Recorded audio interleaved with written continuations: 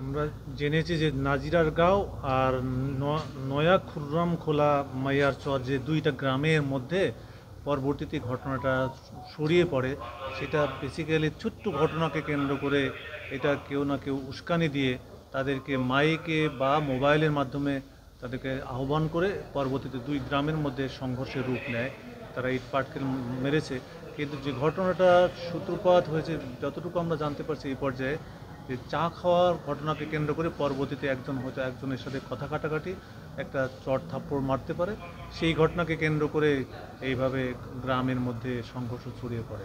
এখন পরিস্থিতি শান্ত, এবং যারা এটার জন্য দায়ী আমরা অবশ্যই কঠোরহস্তে তাদের বিরুদ্ধে পদক্ষেপ গ্রহণ করব। এখানে আসলে হতাহতের কোনো খবর আপনারা পেয়েছেন? আমরা এ পর্যন্ত 8 জন ইনজুর্ড আছে, তবে সবাই সাধারণভাবে ইনজুর্ড আছে বলে আমাদের কাছে খবর আছে। আপনারা কাউকে আসলে অ্যারেস্ট করছেন কিনা এই ব্যাপারে বা অ্যারেস্ট?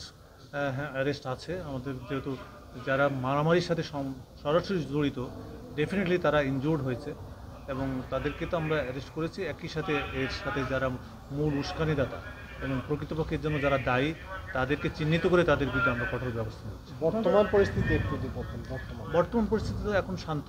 এখন যেহেতু পরবর্তীতে দুই পক্ষই এখানে চলে গেছে, যৌথ বাহিনী সহ যখন সবাই আমরা আসার পরে এরাও বুঝতে পারছে যে এখন এই পরিস্থিতিতে কেউ আর এখানে টিকে থাকতে পারবে না, তারা যার যার মতো অবস্থায় চলে গেছে।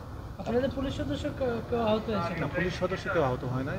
আমরা এই ছোট্ট ঘটনা থেকে আমরা এটা আসলে বলতে চাই যে এই ছোট্ট ঘটনার জন্য রমজান মাসে মানুষের ধৈর্য কত কমে গেছে, যে এটা তো উচিত ছিল যারা নেতৃস্থানীয় বা সিনিয়র লেভেলে যারা, তারা এই বিষয়ে একটু সাথে সাথে নিবৃত করা।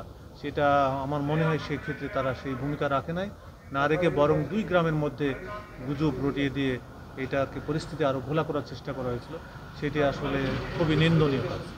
যারা কিন্তু গুজব ছড়িয়েছে কিংবা রটিয়েছে তাদের বিরুদ্ধে কোন ধরনের ব্যবস্থা নেবেন কিনা?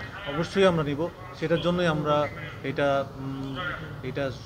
ইনকোয়ারি চলছে এবং যারা প্রকৃতপক্ষে দায়ী তাদের বিরুদ্ধে আমরা অবশ্যই ব্যবস্থা নেব। ধন্যবাদ।